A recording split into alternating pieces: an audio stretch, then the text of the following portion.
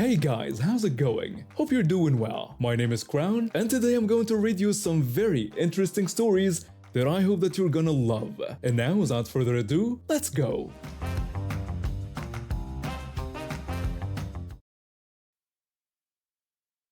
Back in the late 90s, I was serving in the United States Army, stationed at a base in Seoul, South Korea. Life was going pretty smoothly until I got dragged away from my regular duties to manage training ammunition for our company. Not exactly what I signed up for, but orders are orders. Enter the antagonist of our story, a master sergeant who was universally disliked by everyone working in the office. This guy had a special talent for making everyone's life miserable. He'd assign random cleaning duties or vehicle maintenance tasks to people regardless of whatever important work they were doing. One autumn morning, I was working on an urgent PowerPoint presentation for our battalion's training manager. The report was time-sensitive since it was needed for an even bigger report up the chain. That's when our lovely Master Sergeant walked in, saw me with my coffee, and decided to make my day interesting. The Master Sergeant took one look at me and told me that if I had time for coffee, I had time to sweep the parking lot. I stood at attention and tried to explain that I needed to complete the report, but he cut me off, saying he didn't ask for excuses. I deliberately raised my voice so everyone in the office could hear what was about to go down. I explained that Sergeant Training Manager needed this report as soon as possible. As expected, he took the bait and raised his voice too, declaring that Sergeant Training Manager could wait. I simply acknowledged his order and headed out to the parking lot, trying hard not to smile. About an hour later, I spotted the training manager walking across the lot. He demanded his report, and I explained that the Master Sergeant had assigned me to sweep the parking lot. When he asked if I told the Master Sergeant about the urgent report, I repeated exactly what the Master Sergeant had said, that the training manager could wait. The training manager's expression showed he immediately understood the situation, especially since he and our Master Sergeant had previous run-ins. The training manager stormed off, and I continued sweeping, taking my sweet time. Around lunchtime, I heard the battalion commander's voice booming from the company area. Turns out the training manager went straight to the top and explained the situation, making sure to mention that Master Sergeant had said the commander could wait while I swept the parking lot. What followed was a beautiful chain reaction of fury. The battalion commander tore into the company commander, who tore into the first sergeant, who then tore into Master Sergeant. Next thing I know, the Master Sergeant was screaming for me to get over there right that second. I jogged over, not too fast, not too slow, and stood at attention. The Master Sergeant lost it completely, screaming in my face with spit flying everywhere, jabbing his finger into my chest, and accusing me of lying. Unfortunately for him, everyone in the office had heard him say the training manager could wait, including the company commander and first sergeant. Another Master Sergeant from operations rushed over and pulled him away from me, instructing me to go to lunch and return at 1 p.m. I told the first sergeant that I'd be visiting the Inspector General's office right after lunch.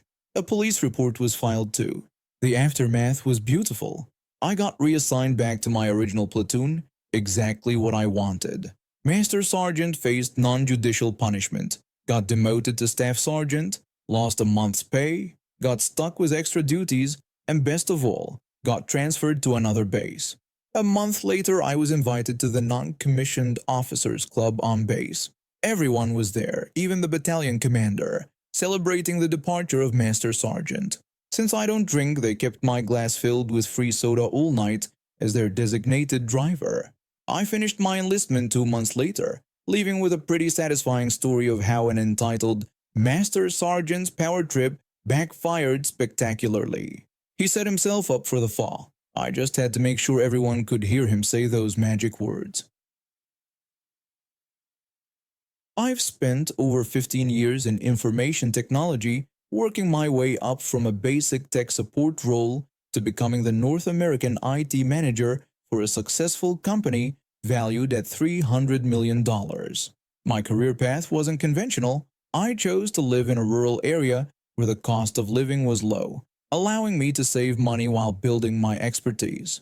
The company appreciated my work ethic and didn't mind my location, especially since I managed our largest development office and only needed to visit other locations a few times annually. Living in the countryside had its challenges, particularly the lack of cell phone service. But I found a simple solution: a basic flip phone with a $25 prepaid card that I'd activate whenever I traveled for work. It wasn't fancy, but it got the job done, and the company never had an issue with this arrangement.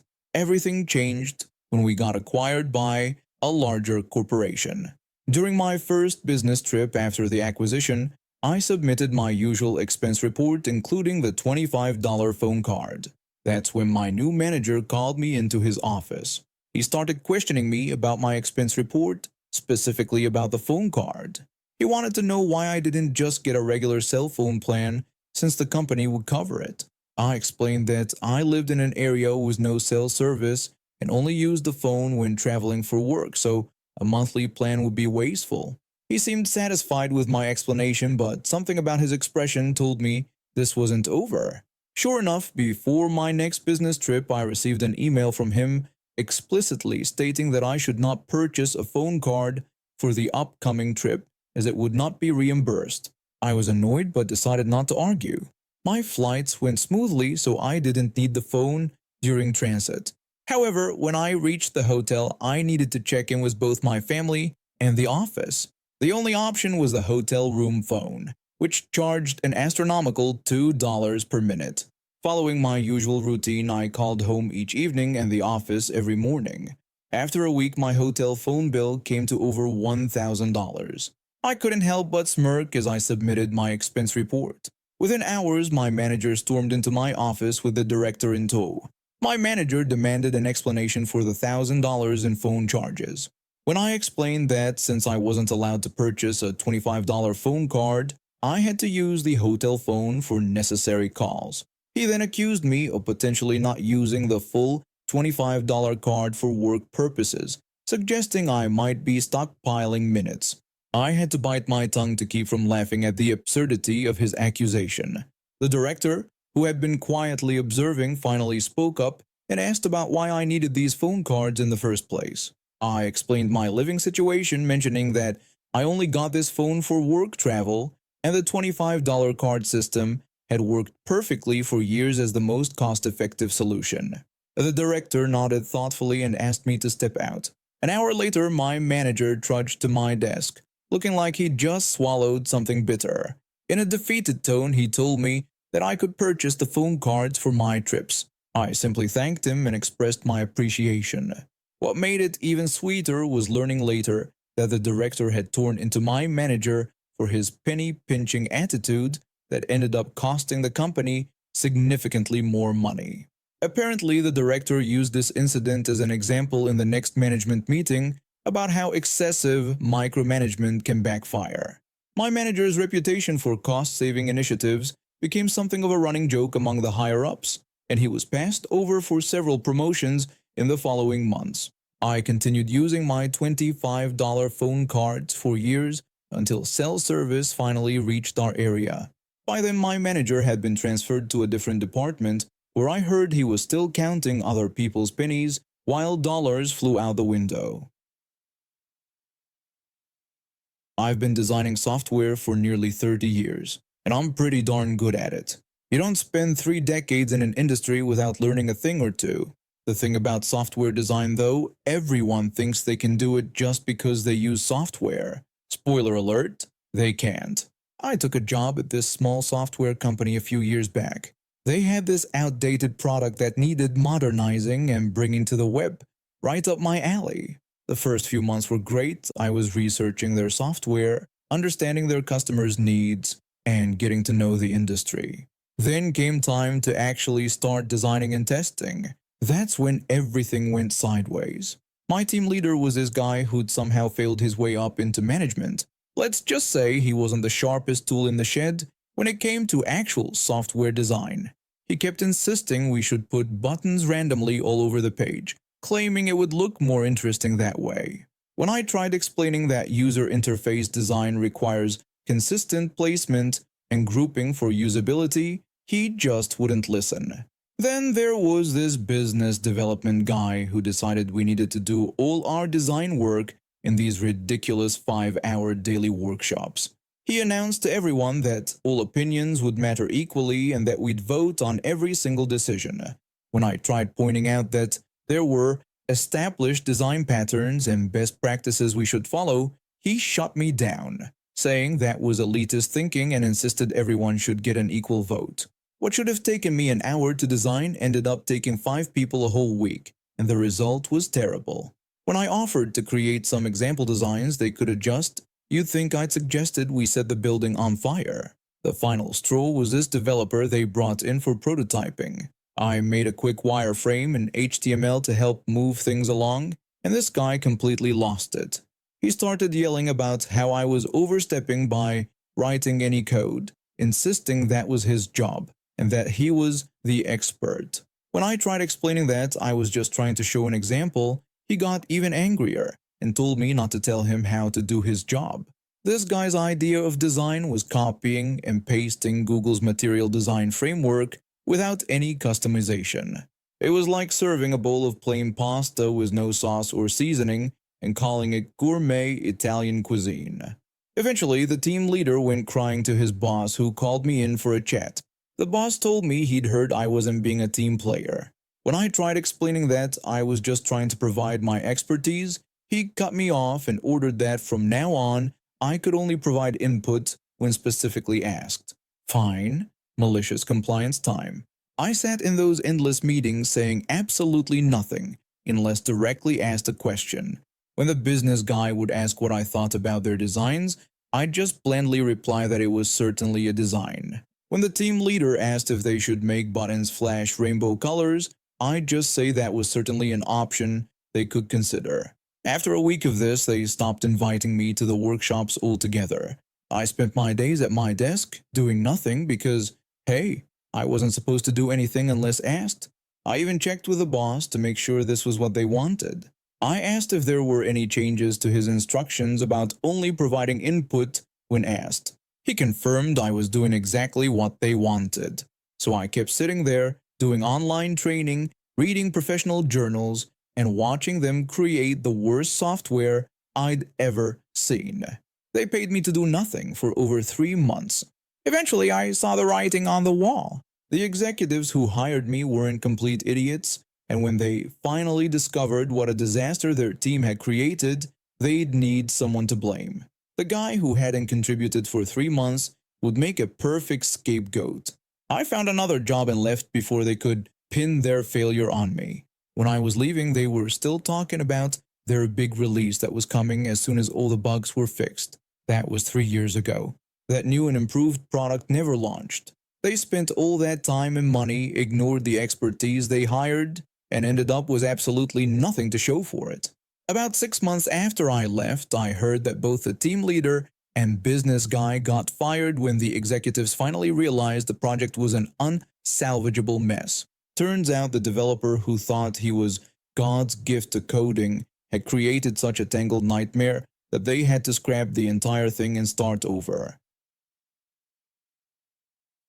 My ex-wife and I met at a corporate retreat. She worked in sales, I was in marketing. We hit it off immediately and got married within a year. I don't know, maybe we rushed things, but when you're young and in love, you think you can conquer anything. We had 2 beautiful kids, bought a house in the suburbs, and for a while, everything seemed perfect. The first cracks started showing when she got promoted to team lead in her department. She began working longer hours, which I supported at first. I picked up more responsibilities at home, took care of the kids more often, and tried to be understanding. But something felt off. She became distant, critical of everything I did, and spent more time texting than talking to me. I suggested marriage counseling, but she always had an excuse. Too busy, too tired, or claiming we could work things out ourselves. I later realized she was already checking out of our marriage, but I was too blind to see it. Then came that fateful day. I returned home from work to find boxes of my stuff packed in the garage. My key didn't work in the front door. When I tried calling her, a police officer showed up instead, serving me with a protection order. When the officer arrived, I tried to understand what was happening. I expressed my confusion and insisted there must be some mistake. The officer explained the terms of the protection order, telling me I couldn't enter the premises without written permission from my wife and needed her approval to see my children. I protested, emphasizing these were my kids and my home, but the officer simply stated that I had to comply with the order for the next 90 days or face legal consequences. I was devastated, confused, and angry. Thankfully, my cousin knew a lawyer who specialized in family law. She was exactly what I needed: tough, smart, and straightforward. During our first meeting, my lawyer was very clear about the situation. She explained that while we could fight the order, it would take time. She emphasized repeatedly that I needed to follow the order exactly as written, with no exceptions. When I specifically asked about seeing my kids, she stressed that this was especially important regarding them, warning that any violation would make things much worse. The very next day, the pattern of manipulation began. My ex called in a panic about needing me to watch the kids. When I asked about the required email permission, she dismissed it and just told me to come over because she was running late. I had to remind her that I couldn't come without written permission, as the order was very clear. This made her angry and she tried arguing that it was ridiculous since they were my kids. I reiterated that I needed the email first. This became a pattern. She'd call last minute, forget the email, then get angry when I wouldn't show up. The breaking point came when she needed me to take the kids to school. I waited for the email, but it never came. I had to choose between violating the order or letting her deal with the consequences. I chose the latter. She called that morning absolutely furious. She demanded to know where I was, saying the kids would be late. When I explained I'd been waiting for written permission since the previous night, she accused me of being ridiculous and insisted I just come get them. After I refused to violate the order, she hung up on me. Later that day, things got even better. She needed me again because her boyfriend, who turned out to be her supervisor at work, was stranded at our house without his car. She had to call a co-worker to help, and that's when their secret relationship came to light. Within a week, her boyfriend was fired, and she was suspended pending an investigation. The protection order, which I learned was his idea, backfired spectacularly. Not only did it fail to paint me as dangerous, but it also exposed their workplace relationship and his abuse of power. When we finally got to court, the judge was harsh in her assessment. She stated that the protection order appeared to have been filed in bad faith, noting there was no evidence of any threat or danger. Instead, she observed a clear pattern of intentional and harmful parental alienation. My ex lost her shot at primary custody, had to pay my legal fees, and ended up being demoted at work once her suspension was over. Her boyfriend had to find a new job in a different industry because word got around about his ethics. The kids primarily live with me now, and they're thriving. My ex eventually admitted that the whole protection order was her boyfriend's idea to make things easier for them. She hadn't expected me to follow it so strictly, which exposed their real motives. She recently got passed over for a promotion because of her history of poor judgment in professional relationships. And now we have reached the end of today's stories. Thank you for watching, and see you next time.